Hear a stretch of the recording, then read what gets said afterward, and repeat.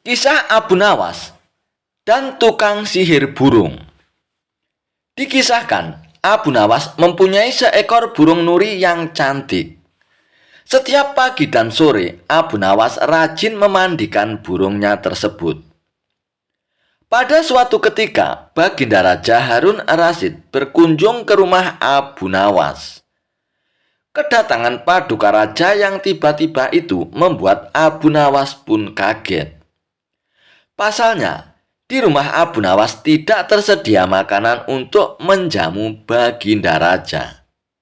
Tidak usah repot-repot Abu Nawas, saya hanya mampir sebentar kok. Bagaimana kabarmu? Lama sekali kamu tidak ke istana, ucap Baginda Raja. Alhamdulillah Paduka, keadaan saya baik-baik saja, balas Abu Nawas.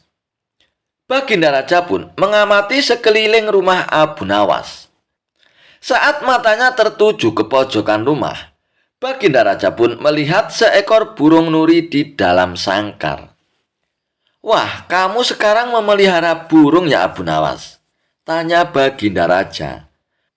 "Betul sekali Paduka yang mulia," jawab Abu Nawas. Sang raja pun kembali berkata, "Burung kamu bagus Abu Nawas, bulunya juga indah. Saya suka sekali melihatnya. Kalau kamu berniat menjualnya, jangan ditawarkan kepada orang lain. Tawarkan saja kepadaku Abu Nawas. Berapapun harganya pasti aku akan membayarnya." Abu Nawas tidak menjawabnya, ia hanya menganggukkan kepalanya. Tapi dalam hati Abu Nawas berkata, "Mana mungkin aku menjual burung yang tidak berharga ini kepada Baginda Raja." Akhirnya, keesokan harinya Abu Nawas pun datang ke istana. Dia datang dengan membawa burung nuri yang diinginkan Baginda Raja. Abu Nawas tidak ingin menjualnya, dia ingin memberikan cuma-cuma kepada Baginda Raja. Akan tetapi di depan pintu gerbang istana, dua orang pengawal menteri telah menahan Abu Nawas. Mereka berdua adalah kepercayaan menteri istana yang dengki kepada Abu Nawas. "Hei Abu Nawas, ada keperluan apa kamu datang kemari?" tanya pengawal itu. Abu Nawas pun menjawab, "Tempo hari Paduka Raja datang ke rumah saya dan menyukai burung saya ini. Oleh sebab itulah saya ingin memberikan burung ini kepada Paduka Raja."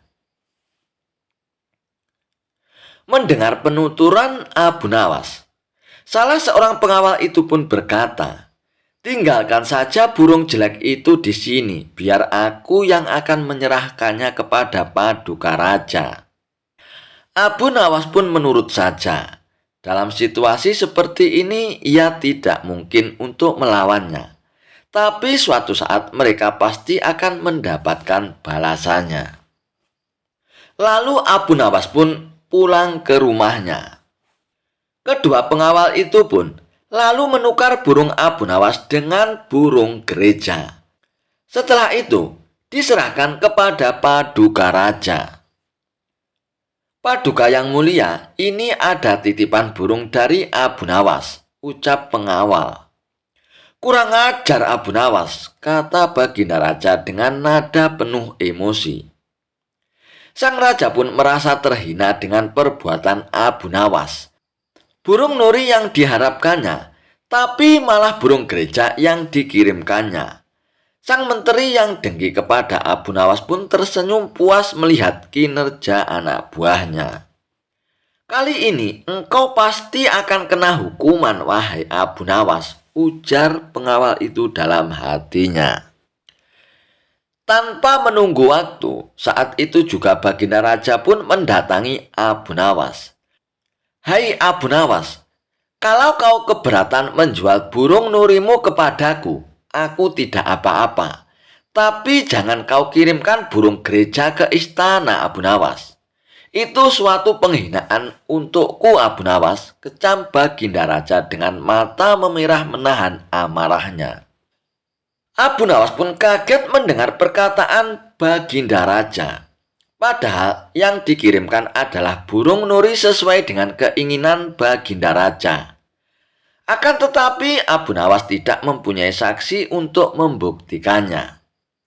Sedangkan kedua pengawal yang menghadangnya di istana adalah orang kepercayaan menteri yang dengki kepada Abu Nawas. Akan tetapi Abu Nawas tidak kehilangan akal.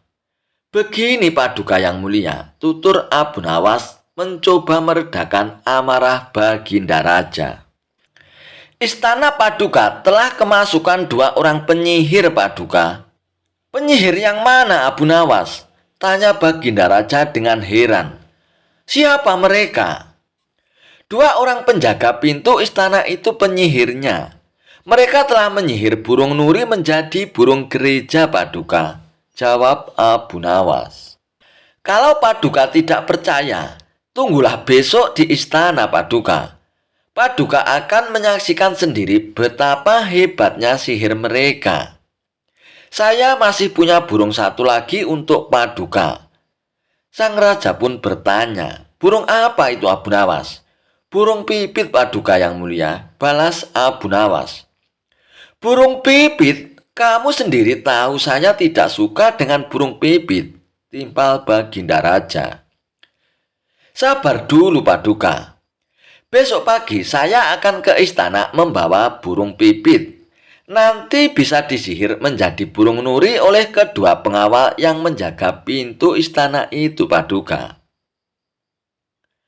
Pagi-pagi sekali Abu Nawas pun sudah tiba di istana. Dia membawa burung pipitnya.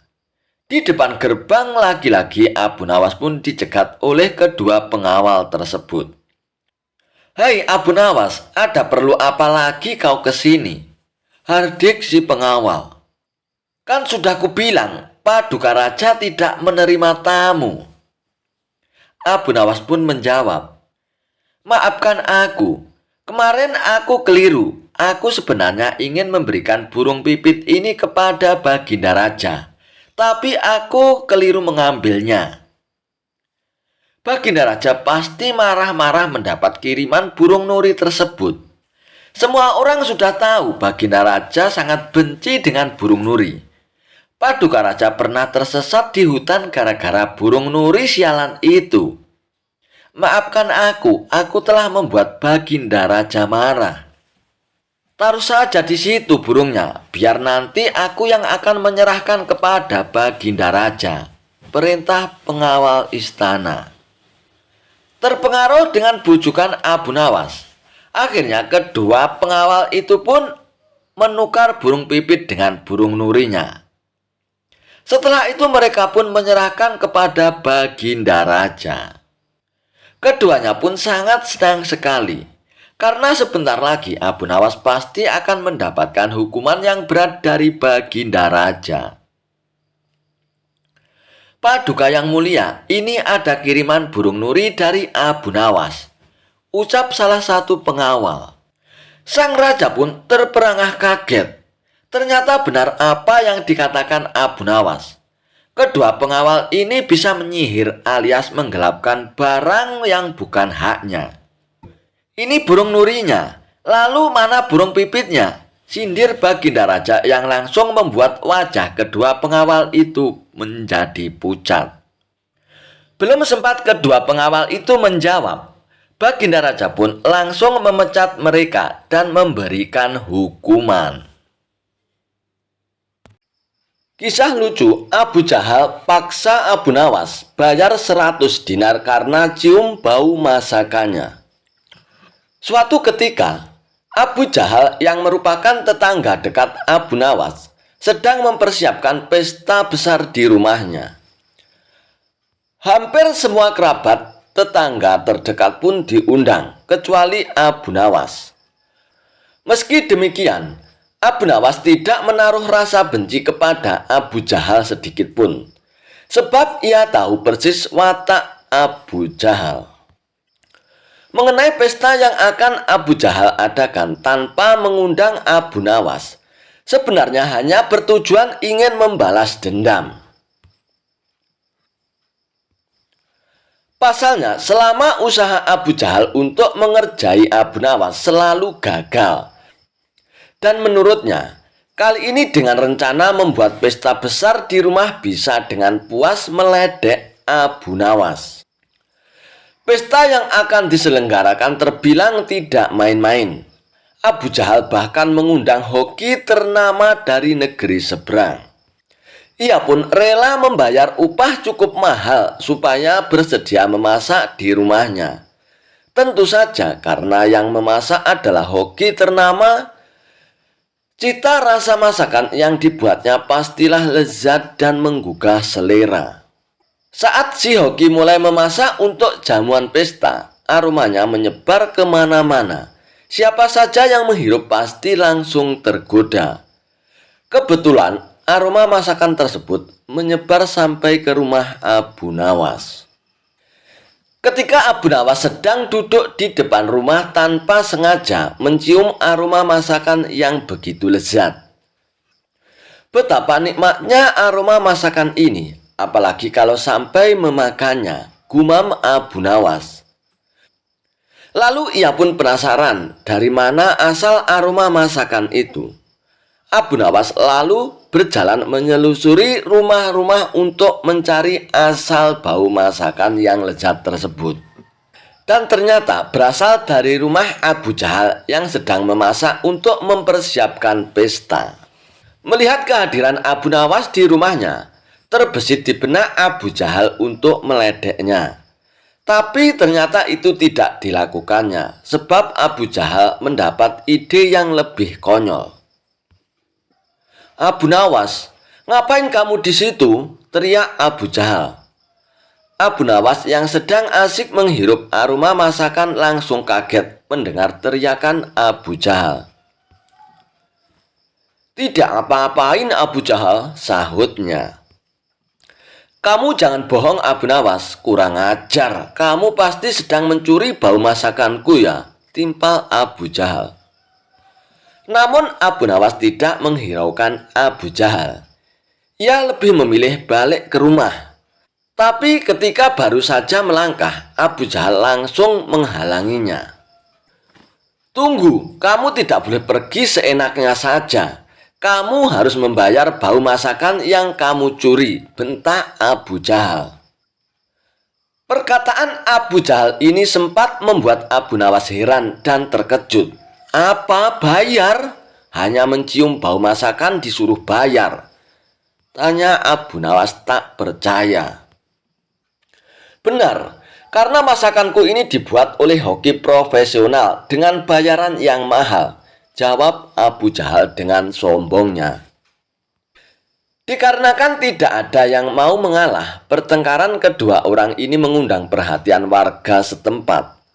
Para warga pun langsung mengerumuni mereka berdua dengan tujuan untuk melerai. Sudah, begini saja, daripada kalian ribut di sini, lebih baik masalah ini kalian bawa ke pengadilan. Biar Tuan Hakim yang akan menentukan siapa yang benar dan siapa yang salah." Saran dari salah seorang warga. "Baik, saya tidak takut. Ayo kita ke rumah Tuan Hakim," tantang Abu Jahal. Maka keduanya pun diantar warga pergi menuju rumah Tuan Hakim. "Ada masalah apa ini?" tanya Tuan Hakim. Abu Nawas pun lalu menceritakan secara detail kronologi masalah yang dialaminya. "Masa sih hanya mencium bau masakan disuruh bayar? Ini kan aneh Tuan Hakim," kata Abu Nawas kepada Tuan Hakim. Abu Jahal pun tidak mau kalah. Ia pun berargumen, "Tuan Hakim, bila seseorang mengambil sesuatu milik orang lain, sedangkan orang lain itu tidak ikhlas, bukankah itu namanya mencuri?" tanya Abu Jahal. "Benar, orang tersebut bersalah dan bisa dituntut hukuman," jawab Tuan Hakim. "Nah, begitu juga dengan hamba, Tuan Hakim. Di rumah hamba sedang memasak masakan lezat, dan Abu Nawas ini telah menghirup aroma masakan yang berasal dari rumah hamba. Sedangkan hamba tidak ikhlas Tuan Hakim. Bukankah itu termasuk perbuatan mencuri? Tanya Abu Jahal lagi. Oleh karena itu hamba menuntut supaya Abu Nawas untuk membayarnya. Kata Abu Jahal melanjutkan penjelasannya. Ada benar ucapan Abu Jahal, tapi masa iya hanya gara-gara mencium masakan terus disuruh bayar, pikir hakim. Sementara itu Abu Nawas yang melihat gelagat Tuan Hakim yang tampak kebingungan menangani masalah ini. Abu Nawas tahu Tuan Hakim adalah orang bijak. Tapi karena pintarnya Abu Jahal dalam mengolah kata, membuat Tuan Hakim pun jadi kebingungan. Begini saja Tuan Hakim, hamba mengaku telah bersalah dan hamba bersedia membayar, ujar Abu Nawas. Tapi Abu Nawas, apa kamu yakin? Tanya Tuan Hakim merasa tidak tega. Iya Tuan Hakim, hamba tidak keberatan, jawab Abu Nawas. Baiklah Abu Jahal, berapa Abu Nawas harus membayarmu? Tanya Tuan Hakim. Sebesar 100 dinar Tuan Hakim, jawab Abu Jahal. Sebanyak 100 dinar? Yang benar saja kamu ini Abu Jahal, tanya Tuan Hakim dengan terkejut. Hamba serius Tuan Hakim, masakan yang baunya dicium Abu Nawas itu hidangan mahal. Belum lagi hoki yang masak sengaja didatangkan dari negeri seberang. Bayarannya pun sangat mahal, jadi wajar kalau hamba menuntut ganti rugi 100 dinar. Balas Abu Jahal. Bagaimana Abu Nawas? Apakah kamu bersedia? Tanya Tuan Hakim kepada Abu Nawas. Dengan tersenyum, Abu Nawas pun menjawab, hamba bersedia Tuan Hakim, tapi hamba minta izin dulu mau pulang ke rumah untuk mengambil uang 100 dinar, pinta Abu Nawas. Abu Nawas pun lalu dipersilakan pulang untuk mengambil uang dahulu. Kena kau Abu Nawas, kali ini aku berhasil mengerjaimu dan aku juga mendapatkan uang 100 dinar, kata Abu Jahal dalam hatinya penuh kegirangan.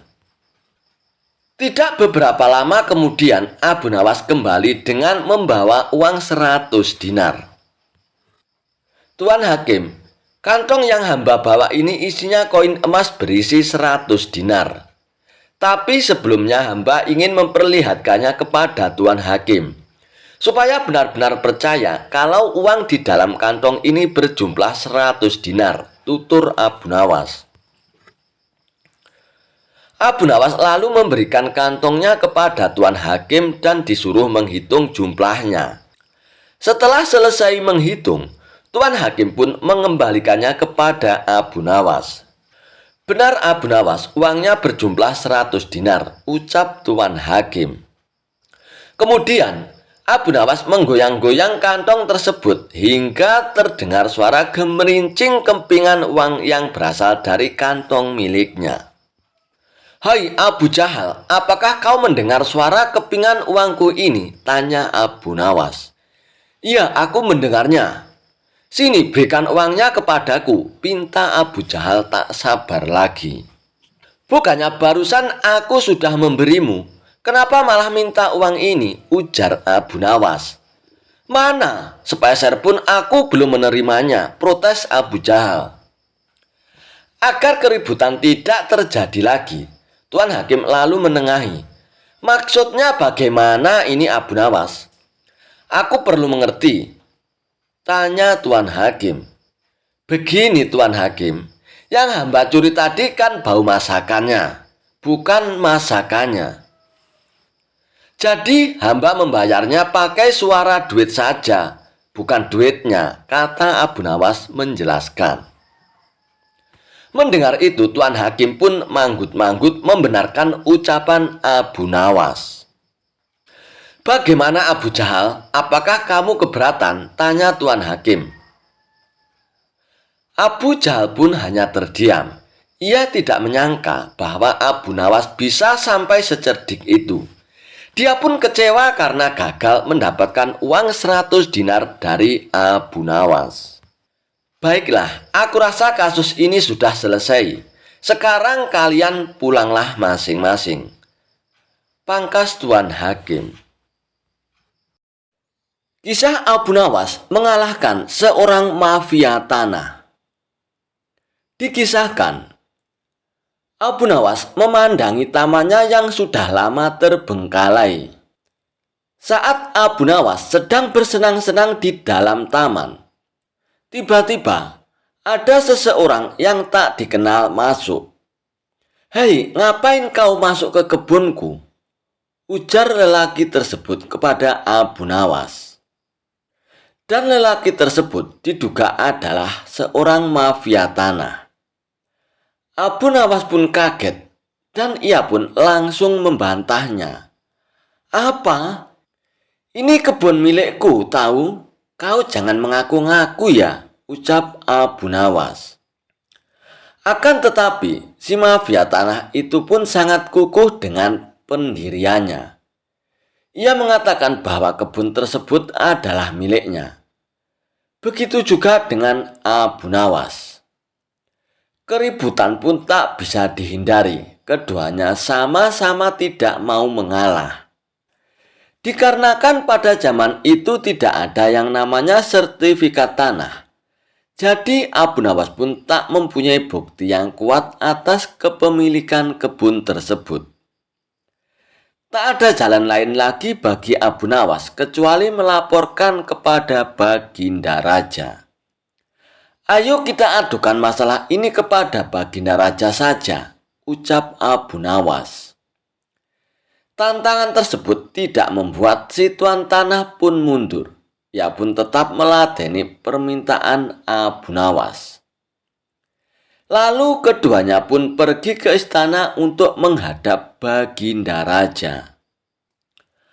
Abu Nawas pun mengadu, "Wahai Paduka yang mulia, hamba mempunyai kebun di suatu daerah. Akan tetapi tiba-tiba ia mengaku bahwa kebun itu adalah miliknya," kata Abu Nawas. "Ini masalah rumit, Abu Nawas. Supaya masalahnya bisa diputuskan secara adil, maka mesti ditangani hakim yang bijaksana," ujar Baginda Raja angkat tangan dengan masalah tersebut. "Saya setuju, Baginda Raja," balas Abu Nawas. "Tapi yang menjadi persoalannya adalah siapa yang bisa menjadi hakimnya. Sebab ini bukan perkara mudah. Biasanya kalau ada urusan ruwet seperti ini, Abu Nawaslah solusinya. Tapi kini justru Abu Nawas sendiri yang mempunyai perkara. Jadi harus dicari hakim yang selevel dengan Abu Nawas untuk menangani kasus tersebut." Baginda Raja pun akhirnya mendapatkan hakim yang paling baik reputasinya di kota Baghdad. Hakim ini terkenal cerdas dan berwibawa. Orang-orang yang perkaranya ditanganinya selalu puas dengan hasil keputusannya. Baginda Raja pun sangat yakin kepada hakim ini pasti akan memutuskan perkara dengan seadil-adilnya. Maka pada hari yang sudah ditentukan, sidang pun dilakukan di salah satu ruangan istana. Dalam sidang itu, selain pihak yang bersengketa, hadir juga Baginda Raja yang rupanya ingin tahu siapa sesungguhnya yang mengaku-ngaku dan menjadi biang kerok masalah tersebut. Baginda Raja pun yakin kalau klaim Abu Nawas atas kebunnya tidak mengada-ada. Akan tetapi, sangat sulit bagi dirinya untuk begitu saja memenangkan Abu Nawas sebelum sidang dimulai. "Bila di antara kalian berdua ada yang terbukti bersalah dengan mengaku-ngaku kebun tersebut adalah miliknya, maka hukuman penjara siap menanti kalian," ancam Baginda Raja. "Oleh karena itu, sebelum sidang dimulai, aku kasih kesempatan sekali lagi. Kalau mau jujur sekarang, aku tidak akan menghukum kalian," ucap Baginda Raja memberikan ancaman. Akan tetapi, si mafia tanah pun tetap pada pendiriannya dan sidang pun langsung dimulai. Untuk menguji kebenaran atas pengakuan kebun itu, maka sang hakim pun bertanya kepada kedua belah pihak yang bersengketa. Pada kesempatan pertama, hakim pun bertanya kepada mafia tanah, "Berapa jumlah pohon di dalam kebunmu?" tanya hakim kepada mafia tanah. Si tuan tanah pun tampak kebingungan, bahkan cenderung panik. Sedangkan Abu Nawas terlihat lebih tenang. Padahal dia sendiri tidak tahu jumlah pohon yang ada di kebunnya. Karena tak pernah menghitungnya, lagi pula siapa yang sudi menghitung pohon di kebun.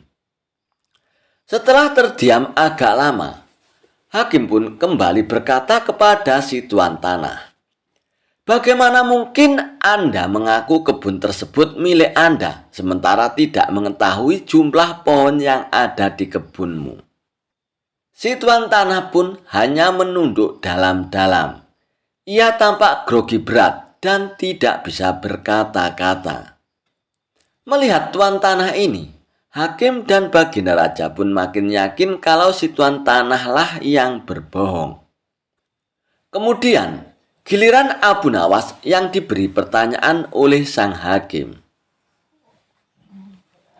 "Hei Abu Nawas, berapa jumlah pohon yang ada di kebunmu?" tanya hakim kepada Abu Nawas. "Sebelum hamba menjawabnya, bolehkah hamba bertanya kepada tuan hakim?" ucap Abu Nawas. "Silakan Abu Nawas," jawab tuan hakim. "Berapa lama Anda menempati rumah Anda, tuan hakim?" tanya Abu Nawas. "Kira-kira sejak beberapa tahun yang lalu, Abu Nawas." "Memangnya kenapa, Abu Nawas?" tanya balik tuan hakim keheranan. "Tidak, hamba cuma mau bertanya berapa jumlah genting yang ada di rumah Anda, tuan hakim," tanya Abu Nawas lagi. Hakim tersebut pun langsung gelagapan dengan pertanyaan Abu Nawas ini. Ia tidak bisa menjawabnya. Lalu sang hakim pun mengumumkan keputusan persidangan kali ini. "Kebenaran ada di pihak Abu Nawas. Dan kau tuan tanah, karena kau telah berbohong, maka kau akan dihukum penjara," ujar tuan hakim lalu mengetuk palu dan persidangan pun selesai. Dan bisa ditebak bahwa wajah pucat tuan tanah itu saat dirinya diseret ke penjara. Hakim yang terkenal adil dan bijaksana ini mengakui terkadang kecerdasan dan kejeniusan bisa patah oleh argumen. "Saya belum pernah kalah, Abu Nawas, kecuali dengan kau," pangkas sang hakim mengakui kehebatan Abu Nawas. Kisah Abu Nawas buang air besar di tempat tidur. Pada suatu waktu, Baginda Raja Harun ar-Rasyid sangat gundah hatinya. Seperti biasanya, dirinya ingin sosok Abu Nawas hadir di istana untuk menghibur hati sang raja. Namun setelah beberapa kali dipanggil, Abu Nawas belum juga menampakkan batang hidungnya. Entah kenapa Abu Nawas enggan untuk menghadap Baginda Raja. Setelah lama berpikir, akhirnya Baginda Raja pun menemukan cara agar Abu Nawas bisa hadir di istana kerajaannya. Raja pun menyuruh 3 orang prajurit untuk pergi ke rumah Abu Nawas agar buang air besar di tempat tidurnya Abu Nawas. "Hai pengawal, pergilah ke rumah Abu Nawas dan beraklah di tempat tidur Abu Nawas kalian. Dan kalau kalian berhasil, maka masing-masing akan aku beri uang 1000 dirham," titah Baginda Raja. "Daulat Paduka Raja," jawab ketiga pengawal itu secara bersamaan. Sementara itu, duduk di sebelahnya ada Ki Patih yang mendengar obrolan rajanya dengan ketiga pengawal itu. Karena berhubung tugas yang diberikan kepada 3 anak buahnya yang agak aneh, Ki Patih pun memberanikan diri untuk bertanya kepada sang raja. "Maaf Paduka Raja, bukankah tugas yang diberikan itu tampak aneh dan sangat menghina?" tanya Patih kepada Baginda Raja. "Patih, memang benar, tapi itulah siasatku agar Abu Nawas segera hadir ke istana," jawab Baginda Raja. "Apakah gerangan rencana Baginda?" tanya Patih lagi. "Nanti kamu akan segera mengetahuinya. Dan sekarang kamu ikutilah ketiga anak buahmu itu, dan intailah mereka, dan sampaikan juga kepada Abu Nawas, bila dia berhasil menggagalkan tugas pengawalku itu, maka Abu Nawas akan aku beri uang 3.000 dirham. Dan sekaligus, ia boleh memukul utusanku itu," titah Baginda Raja. Dengan perasaan yang masih bingung, Patih pun segera melaksanakan perintah Baginda Raja. Ia pun segera berkemas dan menuju ke rumah Abu Nawas. Tidak beberapa lama kemudian, utusan Baginda Raja Harun ar-Rasyid sudah tiba di depan pintu rumah Abu Nawas. "Hai Abu Nawas, kami diutus oleh Baginda Raja untuk buang air besar di tempat tidurmu. Karena ini perintah Raja, kamu tidak boleh menolak," kata salah seorang utusan itu. "Saya sama sekali tidak keberatan. Silakan saja kalau kalian mampu melaksanakan perintah Baginda Raja," jawab Abu Nawas dengan santainya. "Betul?" tanya utusan Raja. "Iya, silakan saja," sahut Abu Nawas. "Betul begitu Abu Nawas?" tanya utusan Raja. "Iya, silakan saja," sahut Abu Nawas. Abu Nawas pun mengawasi orang-orang itu beranjak ke tempat tidurnya dengan geram. Berak di tempat tidurku betul-betul kelewatan," gumam Abu Nawas dalam hatinya. Abu Nawas pun akhirnya memutar otaknya.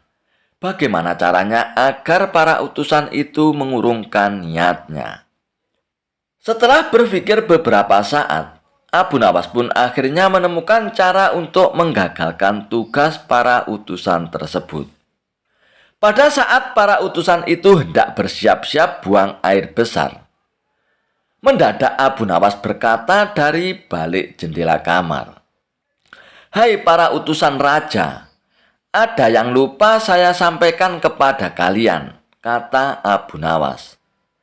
"Apa itu Abu Nawas?" tanya salah satu utusan Raja. "Saya ingatkan supaya kalian jangan melebihi perintah Baginda Raja. Jika kalian melanggar, saya akan pukul kalian dengan sebuah pentungan besar, dan setelah itu saya akan laporkan kalian kepada Baginda Raja bahwa kalian melanggar perintahnya," jawab Abu Nawas dengan serius. Dengan cekatan, Abu Nawas pun segera mengambil sebatang kayu besar yang ada di dapur rumahnya. Bahkan, kini Abu Nawas sudah mengambil pentungan kayu besar tersebut. "Hai, apa maksudmu tadi Abu Nawas?" tanya salah satu utusan. "Aku katakan, ingat, perintah Raja hanya buang air besar saja kan? Dan tidak boleh lebih dari itu," jawab Abu Nawas. "Iya, memang benar," jawab utusan itu. "Aku ulangi lagi ya, hanya buang air besar saja, tidak boleh lebih. Ingat, tidak boleh kencing, tidak boleh buka celana, tidak boleh cebok, hanya buang air besar saja ya," tegas Abu Nawas dengan seriusnya. "Hai Abu Nawas, mana mungkin itu tidak mungkin kan? Kami juga harus buka celana dulu dan kencing nantinya," jawab salah satu utusan. "Aku akan pukul kalian sekeras-kerasnya jika kalian melanggar perintah Baginda Raja," sahut Abu Nawas. Para utusan itu pun akhirnya saling pandang. Mereka kebingungan dengan ucapan Abu Nawas itu. Tiba-tiba ada suara seseorang yang memanggil Abu Nawas. "Hai Abu Nawas!" Karena ada suara yang sudah tidak asing lagi didengar oleh Abu Nawas serta para utusan. Akhirnya mereka pun segera berkumpul untuk menemui asal suara itu. Oh, ternyata suara itu adalah suara Kipatih Ja'far yang merupakan orang kepercayaan Baginda Raja Harun ar-Rasyid. "Aku sudah mendengar perdebatan kalian. Baginda Raja memang memerintahkan para utusan itu untuk buang air besar di tempat tidurmu, Abu Nawas. Jika 3 orang ini sanggup, mereka masing-masing akan mendapatkan 1000 dirham. Namun, jika mereka gagal, maka mereka boleh engkau pukul sesuka hatimu, Abu Nawas," kata Kipatih Ja'far. "Oh, begitu ya, Kipatih. Lalu hadiah dari Baginda untukku berapa, tuanku?" tanya Abu Nawas. "Sekarang juga engkau boleh menghadap Baginda Raja untuk menerima 3000 dirham, jawab Kipatih. Hahaha. Abu Nawas pun tertawa bahagia dan merasa kaget. Segera saja Abu Nawas pun mengambil pentungan. Lalu 3 orang utusan yang mau berak di tempat tidur Abu Nawas itu pun akhirnya dipentungi pantatnya. Buk, buk, buk. "Ampun Abu Nawas. Apa kalian mau buang air besar di tempat tidurku? Hah, tidak boleh ya." Dipukul lagi. Buk, buk, buk. "Tidak, ampun Abu Nawas." Dan akhirnya ketiga utusan Baginda Raja itu pun lari terbirit-birit. Kipatih dan Abu Nawas pun tertawa terpingkal-pingkal dibuatnya. Sesaat setelah itu, Kipatih pun berkata kepada Abu Nawas, "Abu Nawas, Baginda sangat yakin engkau dapat mengatasi masalah ini. Baginda memang menginginkan kehadiranmu di istana untuk menghibur hatinya yang saat ini sedang gundah gulana." Abu Nawas pun menyetujui permintaan Patih Ja'far. Dan akhirnya mereka pun bergegas menuju istana untuk menemui Baginda Raja. Kisah Abu Nawas memenangkan lomba berburu. Suatu hari yang cerah, Raja Harun ar-Rasyid dan para pengawalnya meninggalkan istana untuk berburu. Namun di tengah perjalanan, salah satu pejabat kerajaan yang bernama Abu Jahil menyusul dengan terengah-engah di atas kudanya.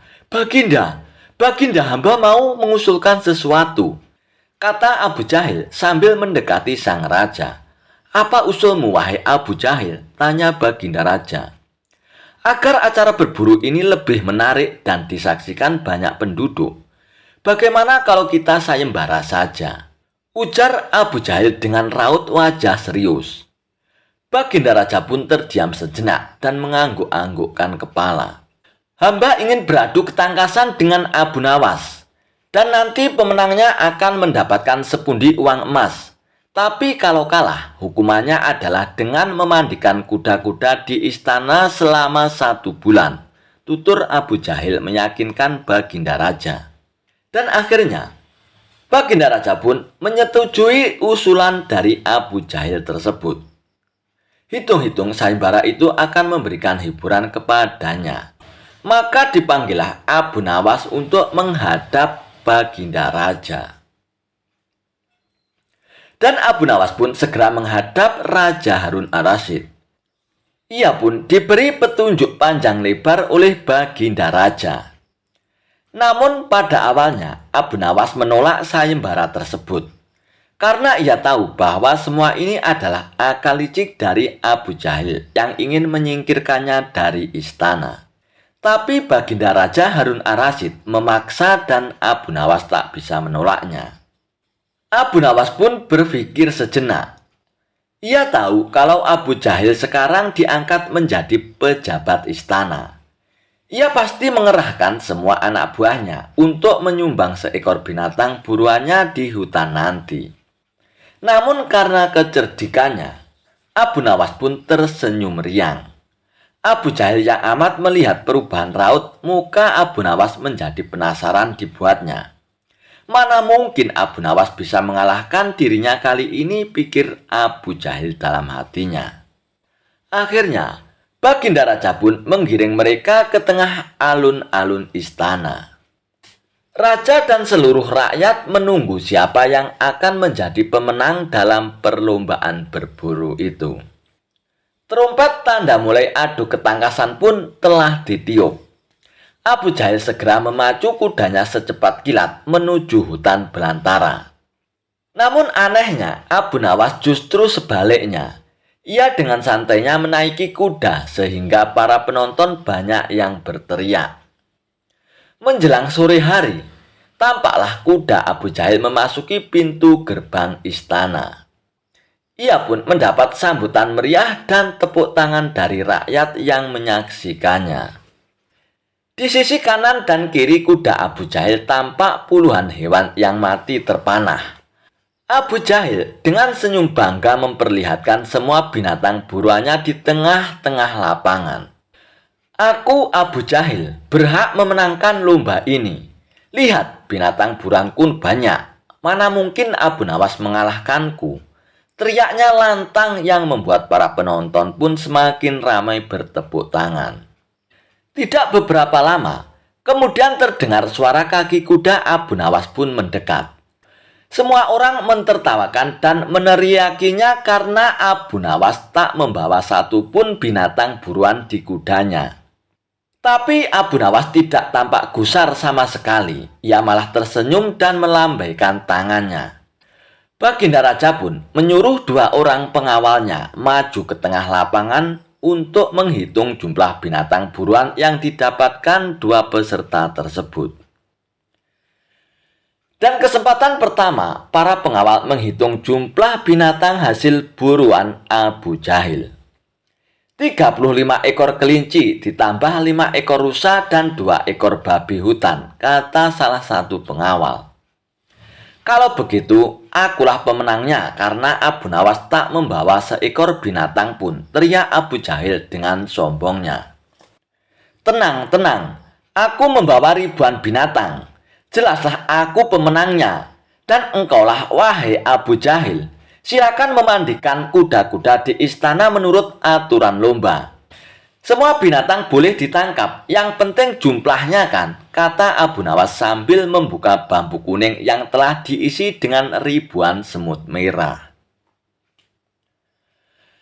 Jumlahnya sangat banyak, Baginda, mungkin ribuan. Kami tak sanggup menghitungnya lagi, kata pengawal kerajaan yang menghitung jumlah semut itu. Melihat kenyataan itu, Abu Jahil tiba-tiba saja jatuh pingsan.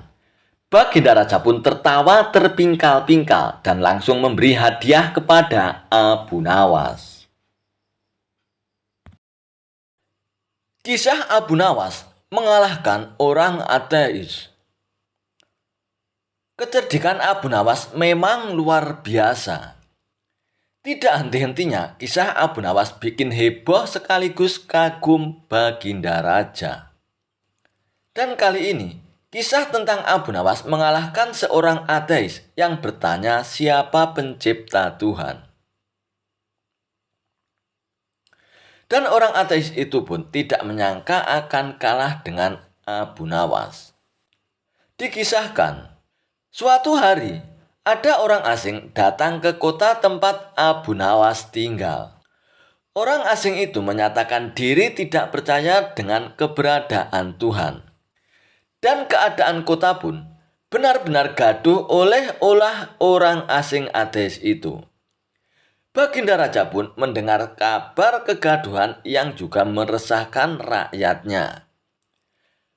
Dan akhirnya Baginda pun segera meminta agar orang asing ateis itu dipanggil ke istana. Sehingga datanglah orang asing itu pun ke istana. Dan sesampainya di istana, Baginda Raja pun langsung bertanya kepada orang ateis itu. Hai orang asing, kenapa kamu membuat kegaduhan di negeri ini? Tanya Baginda Raja dengan tegas.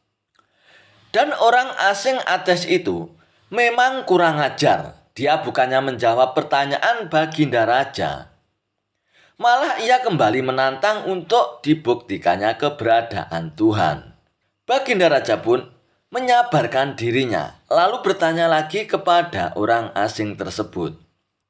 Memangnya agamamu apa? Kalau kami di sini memeluk agama Islam, ujar Baginda Raja. Saya tidak percaya Tuhan, jawab orang ateis itu. Kami percaya adanya Tuhan. Kuharap kamu jangan mengganggu rakyatku dengan ulah gaduhmu, ujar Baginda Raja. Dasar orang asing itu tidak memiliki adab. Dia malah menantang Baginda Raja menjawab pertanyaan dan membuktikan keberadaan Tuhan. Baginda Raja pun dengan sabar mempersilahkan orang asing itu pun bertanya. Sesuatu itu ada penciptanya ya? Lalu siapakah yang menciptakan Tuhan? Tanya orang ateis itu kepada Baginda Raja. Suasana pun hening. Baginda Raja pun berpikir mencari jawaban di luar ajaran agama. Kalau Baginda Raja menjawab dengan Al-Quran atau hadis-hadis, jelas orang asing itu tidak terima sebab ia adalah ateis. Dan orang ateis itu pun seperti tahu pikiran Baginda Raja. Jawabnya harus masuk akal. Saya tidak percaya Tuhan, tidak percaya kitab sucimu, jadi jangan jawab pakai itu, kata orang asing itu. Dan Baginda Raja pun terus memikirkan jawaban logis untuk membungkam orang asing itu. Melihat Baginda Raja kebingungan, salah seorang menteri mendekat kepada Baginda Raja. Baginda Raja, kalau orang begini, serahkan saja kepada Abu Nawas. Pasti orang asing ini akan kalah argumen, bisik sang menteri kepada Baginda Raja. Dan Baginda Raja pun menyetujuinya dan meminta untuk dipanggilkan Abu Nawas. Baginda ingin mendengar lagi dan yakin kalau nanti jawaban dari Abu Nawas bikin heboh pastinya. Abu Nawas pun akhirnya dijemput oleh prajurit ke rumahnya. Tak lama kemudian, prajurit dan Abu Nawas pun tiba di istana. Dan Abu Nawas pun dipersilakan masuk dan duduk di dekat Baginda Raja. Ampun Paduka yang mulia, kalau boleh hamba tahu, kiranya ada urusan apa hamba dipanggil ke istana Paduka yang mulia? Tanya Abu Nawas. Lalu diceritakanlah tentang orang asing yang tidak percaya adanya Tuhan. Dan juga tantangannya kepada Baginda Raja. Orang asing ini tidak percaya Tuhan. Dia bertanya siapa pencipta Tuhan. Jawabnya harus masuk akal, ujar Baginda Raja. Abu Nawas pun manggut-manggut, lalu dia menatap orang ateis itu dengan tajam. Abu Nawas memang mendengar kalau ulah orang asing sudah begitu menggemparkan. Bahkan pertanyaannya bisa membahayakan keyakinan umat. Lalu Abu Nawas pun mohon izin kepada Baginda Raja untuk pindah duduk dan mendekat berhadapan dengan orang asing itu. Apa yang kamu tanyakan? Tantang Abu Nawas kepada orang ateis itu. Orang asing itu pun sikapnya congkak karena yakin Abu Nawas tidak akan mampu memberikan jawabannya. Anda Muslim, percaya semua ada penciptaannya, baik yang gaib maupun yang nyata. Apa itu benar? Tanya orang ateis itu kepada Abu Nawas. Ya, tidak salah. Kami percaya alam semesta dan seisinya, dan penciptanya adalah Allah Subhanahu wa Ta'ala, jawab Abu Nawas. Sekarang saya mau tanya, siapakah pencipta Tuhan yang kamu yakini pencipta alam semesta dan seisinya? Abu Nawas pun sesaat terdiam. Ia berpikir untuk jawaban yang logis dan tepat. Orang asing itu pun menatap Abu Nawas dan tersenyum. Ia meyakini bahwa Abu Nawas tidak akan bisa menjawabnya. Baginda raja dan para menteri terlihat tidak tenang, takut apabila Abu Nawas tidak mampu untuk menjawabnya. Dan kalau itu terjadi, mereka semua akan dipermalukan oleh orang asing itu. Abu Nawas memang cerdas, logikanya kuat. Dia sudah memiliki jawabannya. Begini saudara, kita ibaratkan alam semesta dan seisinya adalah angka. Nah, angka 3 menurutmu berasal dari mana? Kata Abu Nawas. Itu hanya pertanyaan mudah. Tentu angka 3 berasal dari 1 ditambah 2, jawab orang asing tersebut. Ya benar, kita lanjutkan sekarang. Angka 2 berasal dari mana? Mudah sekali, tentu angka 21 ditambah 1, jadi hasilnya 2. Ujar orang asing masih dengan sikap angkuhnya. Benar, sekarang asal angka 1 menurut Anda dari mana?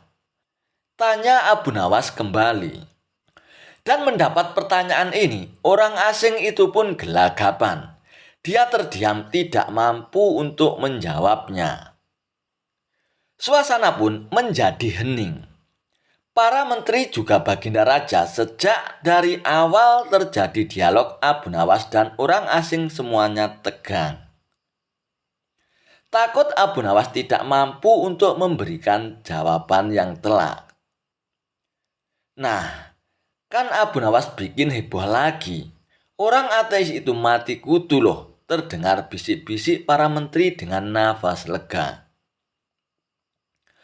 Abu Nawas pun kemudian mendekatkan posisi duduknya ke orang asing yang masih terdiam itu. Begini saudara, Anda bertanya siapa pencipta Tuhan? Maka jawab dulu angka 1 ini berasal dari mana? Anda tidak bisa menjawabkan. Orang asing itu pun mengangguk, mengaku tidak mampu untuk menjawabnya. Jadi sama juga ketika Anda bertanya kepada kami tentang Tuhan siapa penciptanya. Kami juga tidak bisa menjawab, tutur Abu Nawas. Dalam agama Islam, keberadaan Allah sebagai Tuhan itu Dia yang awal dan yang akhir. Semoga Anda paham Tuan, tegas Abu Nawas. Dan akhirnya orang asing yang mengaku ateis itu tidak bisa menjawab. Kalah argumen dengan kecerdikan Abu Nawas. Baginda raja pun tampak tersenyum, senang semakin bangga dengan kecerdikan Abu Nawas. Kisah Abu Nawas terjebak dalam perangkap gubernur baru. Dikisahkan, pada suatu waktu, ketika matahari bersinar terang di ufuk timur, baginda raja melantik seorang gubernur. Kebetulan baginda raja melantiknya untuk mengurus provinsi yang berada di tempat Abu Nawas. Baru pertama kali menjabat, sang gubernur pun sudah berlaku zalim. Dia memerintahkan para prajurit untuk menangkap semua sastrawan yang pandai.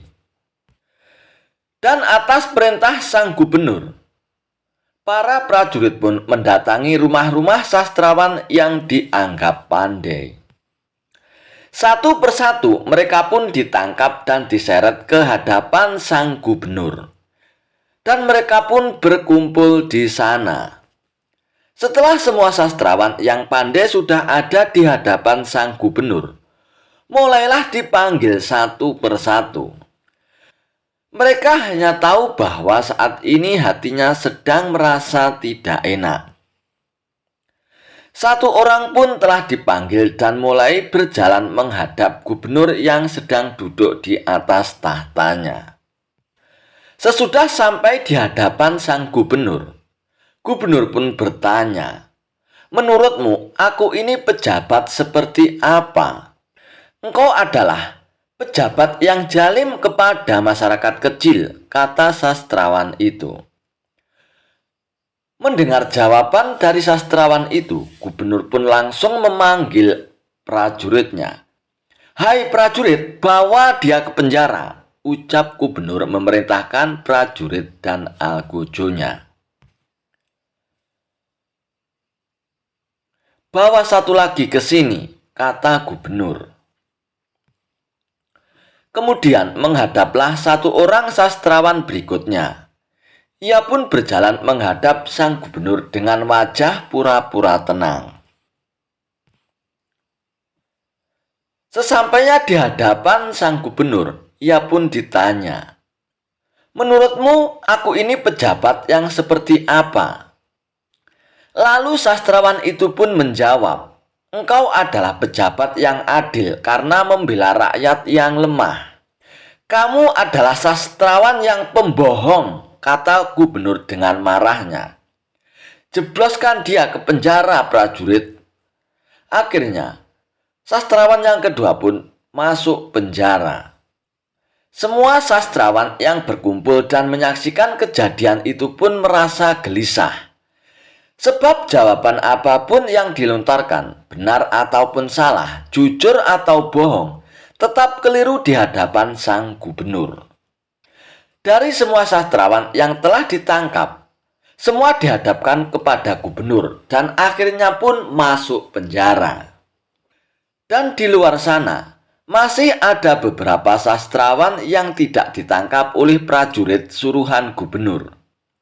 Mereka tahu apa yang sedang dilakukan gubernur kepada para sastrawan yang sudah ditangkap. Mereka pun juga paham apa yang bakal terjadi nantinya. Dalam kondisi gelisah itulah, akhirnya sastrawan yang belum sempat ditangkap itu pun mendatangi Abu Nawas. Mereka pun menceritakan apa yang sudah dilakukan gubernur kepada para sastrawan yang sudah ditangkap. "Tolong kami, wahai Abu Nawas. Kawan-kawan kami telah diseret ke dalam penjara hanya karena jawaban yang tidak cocok kepada gubernur," kata sastrawan kepada Abu Nawas. "Baiklah, aku akan menolongnya," ucap Abu Nawas yang menyetujuinya. Ia pun tidak suka terhadap sikap gubernur baru yang sewenang-wenang. Tanpa menunggu lama, setelah beberapa sastrawan memberitahukan ulah pejabat tersebut, Abu Nawas pun langsung berangkat. Ia melangkahkan kakinya dengan tenang menuju rumah sang gubernur. Abu Nawas ingin membebaskan semua tawanan yang berasal dari golongan sastrawan yang tidak bersalah tersebut. Sesampainya di rumah gubernur, Abu Nawas pun mengucapkan salam. "Assalamualaikum." "Permisi, gubernur." Dia mengagetkan sang gubernur karena tiba-tiba sudah berada di hadapannya. "Waalaikumsalam. Silakan, ada apa?" kata gubernur. "Mohon maaf, saya Abu Nawas. Katanya Anda memerintahkan prajurit untuk menangkap semua sastrawan yang pandai, ya?" ucap Abu Nawas tanpa basa-basi. "Iya, benar. Memangnya kenapa?" sang gubernur pun penasaran. "Mengapa saya tidak ditangkap? Saya merasa tersinggung karena dibeda-bedakan," ucap Abu Nawas. "Memangnya apa kamu termasuk sastrawan yang pandai?" tanya gubernur. "Iya, gubernur, saya ini seorang sastrawan yang paling pandai di tempat ini," kata Abu Nawas dengan percaya diri. "Semua orang pun telah tahu tentang siapa saya dan bagaimana tingkat kepandaian saya, gubernur," ucap Abu Nawas lagi menambahi. "Baiklah, prajurit, tangkap Abu Nawas dan penggal lehernya," kata gubernur tanpa berpikir panjang. "Hei, tunggu dulu. Sebelum kamu memenggal leherku, kamu harus tahu kalau aku baru saja potong rambut," kata Abu Nawas. "Memangnya kenapa?" gubernur pun bertanya. "Kalau kamu mau memenggal leherku, silakan saja. Tapi dengan syarat, jangan sampai terkena rambutku, ya," kata Abu Nawas. Mendengar ucapan Abu Nawas, tiba-tiba sang gubernur pun merasa ada yang aneh dan lucu. Sehingga dirinya pun tak bisa menahan tawa. "Itu yang aku kagumi darimu, Abu Nawas," ucap sang gubernur. Sepertinya kemarahannya telah teralihkan. "Tapi aku punya satu permintaan, gubernur," kata Abu Nawas setelah meluluhkan hati sang gubernur. "Apa permintaanmu, Abu Nawas?" sahut sang gubernur. "Aku meminta tolong supaya kamu bersedia membebaskan kawan-kawanku," sang gubernur. Mendengar permintaan itu, gubernur pun terdiam. "Baiklah, kalau kamu mau membebaskan mereka, kamu harus bisa menjawab pertanyaanku, Abu Nawas," kata sang gubernur. "Yang pertama, aku termasuk pejabat adil atau zalim, Abu Nawas?" tanya sang gubernur. "Tuan bukanlah gubernur yang adil, juga bukan gubernur yang zalim. Orang-orang yang zalim adalah kita. Sedangkan Tuan adalah pedang keadilan yang membebaskan perbuatan orang zalim," ucap Abu Nawas dengan santainya namun berwibawa. "Luar biasa jawabanmu, Abu Nawas," ucap sang gubernur. "Dan menurutmu, mana yang lebih bermanfaat, matahari atau bulan?" tanya sang gubernur lagi. "Matahari terbit di siang hari di saat kondisi sedang terang. Sedangkan bulan terbit di malam hari ketika alam sedang gelap. Berarti bulan lebih bermanfaat daripada matahari, sang gubernur," ucap Abu Nawas.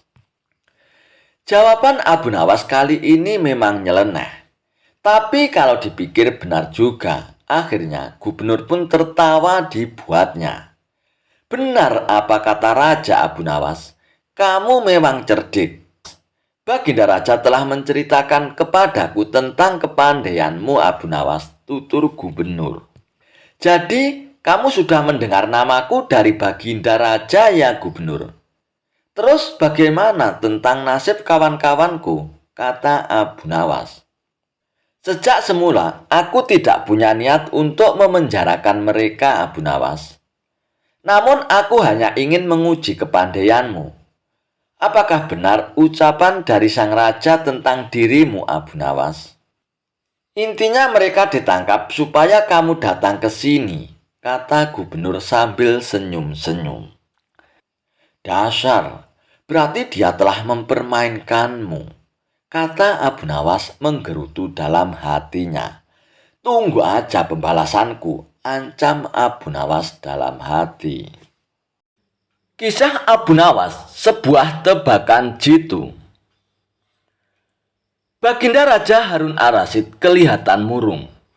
Semua menterinya tidak ada yang sanggup menemukan jawaban dari dua pertanyaan Baginda Raja.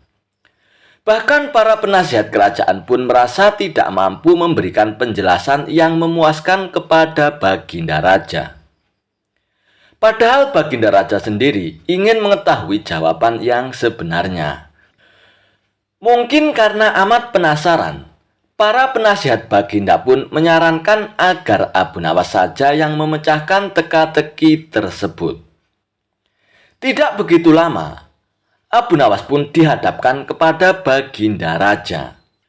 Baginda Raja pun mengatakan kepada Abu Nawas bahwa akhir-akhir ini ia sulit tidur karena diganggu oleh keingintahuan menyingkap dua rahasia alam. "Tuanku yang mulia, sebenarnya rahasia alam yang manakah yang Paduka maksudkan?" tanya Abu Nawas ingin tahu.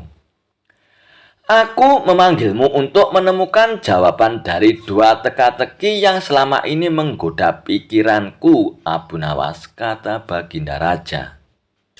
"Bolehkah hamba mengetahui kedua teka-teki itu, wahai Paduka junjungan hamba?" tanya Abu Nawas mulai was-was hatinya. "Yang pertama, di manakah sebenarnya batas jagat raya ciptaan Tuhan kita?" tanya Baginda Raja. Di dalam pikiran wahai Paduka yang mulia, jawab Abu Nawas tanpa sedikit pun perasaan ragu. Tuanku yang mulia, ketidakterbatasan itu ada karena adanya keterbatasan. Dan keterbatasan itu ditanamkan oleh Tuhan di dalam otak manusia.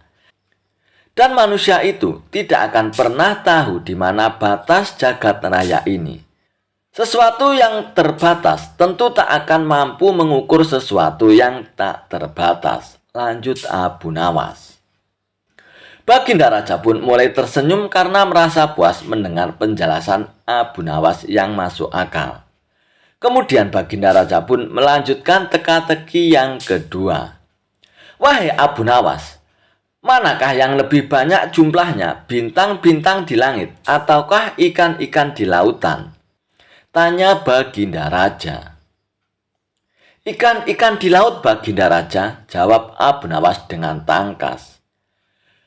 Bagaimana kau bisa langsung memutuskan begitu, Abu Nawas? Apakah engkau pernah menghitung jumlah mereka? Tanya Baginda Raja dengan heran. Paduka yang mulia, bukankah kita semua tahu bahwa ikan-ikan di laut itu setiap hari ditangkapi oleh para nelayan? Namun begitu, jumlah mereka tetap banyak, seolah-olah tidak pernah berkurang sedikit pun.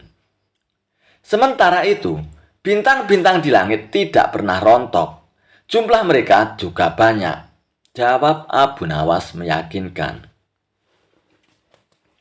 Dan seketika itu rasa penasaran yang selama ini menghantui Baginda Raja pun sirna tak berbekas. Baginda Raja Harun Ar-Rasyid pun memberi hadiah kepada Abu Nawas. Kisah Abu Nawas mengecoh orang sekampung dan Baginda Raja. Alkisah. Datanglah segerombolan prajurit dari istana atas perintah Baginda Raja Harun Ar-Rasyid untuk menangkap Abu Nawas di kediamannya. Abu Nawas dikabarkan telah menghilang cukup lama entah kemana. Tidak ada satupun yang tahu keberadaannya saat itu, termasuk istrinya sendiri. Karena yang dicari tidak ada, akhirnya para prajurit pun pulang ke istana. Setelah para prajurit itu kembali ke istana, Abu Nawas pun muncul dari persembunyiannya. Ia pun kembali pulang ke rumahnya untuk menemui istrinya. Suamiku, para prajurit kerajaan tadi mencarimu, ucap istri Abu Nawas. Ya istriku, ini urusan gawat. Aku baru saja menjual Sultan Harun Ar-Rasyid menjadi budak. Apa? Raja kau jadikan budak? Kenapa kau lakukan itu, suamiku? Supaya dia tahu di negerinya ada praktek jual beli budak. Dan jadi budak itu sangat sengsara, ucap Abu Nawas. Sebenarnya maksudmu baik, suamiku. Tapi Baginda Raja pasti marah. Buktinya para prajurit diperintahkan untuk menangkapmu, suamiku. Dan menurutmu apa yang akan dilakukan Sultan Harun Ar-Rasyid kepadaku, istriku? Pasti kau akan dihukum berat, suamiku. Gawat, istriku. Kalau begitu aku akan mengerahkan ilmu yang kusimpan. Ucap Abu Nawas lalu masuk ke dalam rumah. Ia pun segera mengambil air wudhu lalu mendirikan sholat 2 rakaat. Lalu ia pun berpesan kepada istrinya apa yang harus dikatakan bila Baginda datang. Tidak beberapa lama kemudian, tetangga Abu Nawas pun geger karena istri Abu Nawas menjerit-jerit. Ada apa? Tanya tetangga Abu Nawas sambil tergopoh-gopoh. Suamiku mati. Hah, Abu Nawas mati? Iya. Kini kabar kematian Abu Nawas pun tersebar ke seluruh pelosok negeri. Baginda Raja yang mendengar pun terkejut. Kemarahan dan kegeraman beliau pun agak susut mengingat Abu Nawas adalah orang yang paling pintar menyenangkan dan menghibur Baginda Raja. Baginda Raja beserta beberapa pengawal dan seorang tabib istana segera menuju rumah Abu Nawas.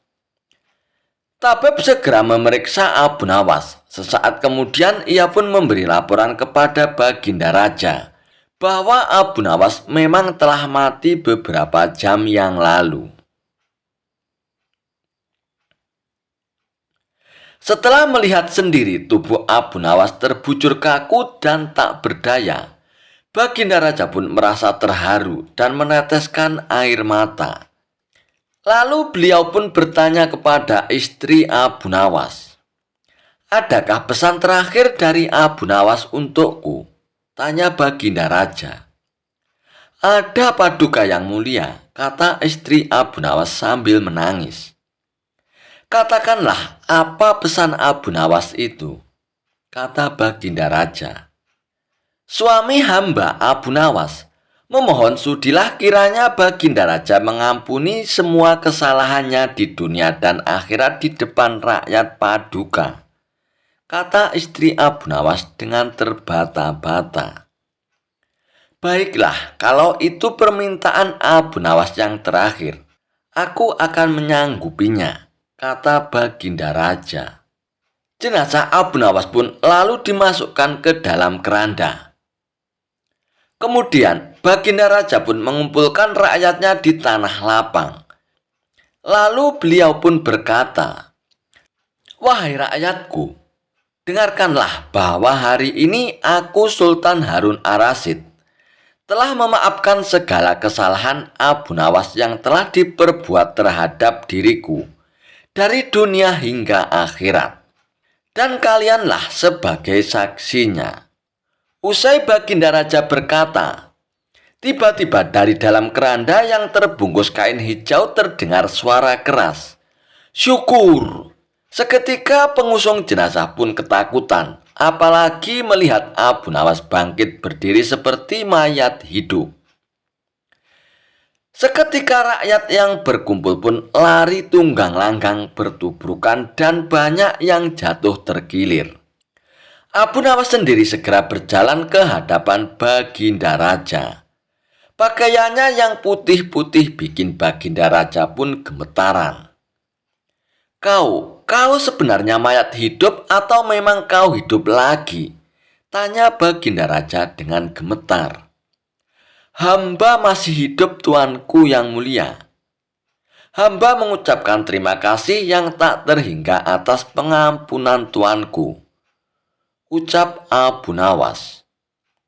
"Jadi kau masih hidup, Abu Nawas?" "Ya Baginda Raja, saya masih segar bugar dan buktinya kini hamba merasa lapar dan ingin segera makan," ucap Abu Nawas. "Kurang ajar kau, Abu Nawas. Ilmu apa yang kau pakai?" "Ilmu dari Maha Guru Sufi guru hamba yang sudah meninggal yang mulia," ucap Abu Nawas. "Kalau begitu ajarkan ilmu itu kepadaku, Abu Nawas," kata Baginda Raja membujuk Abu Nawas. "Tidak mungkin Baginda. Hanya guru hamba yang mampu melakukan. Hamba tidak bisa mengajarkan sendiri, Paduka," ucap Abu Nawas. "Dasar pelit kau, Abu Nawas."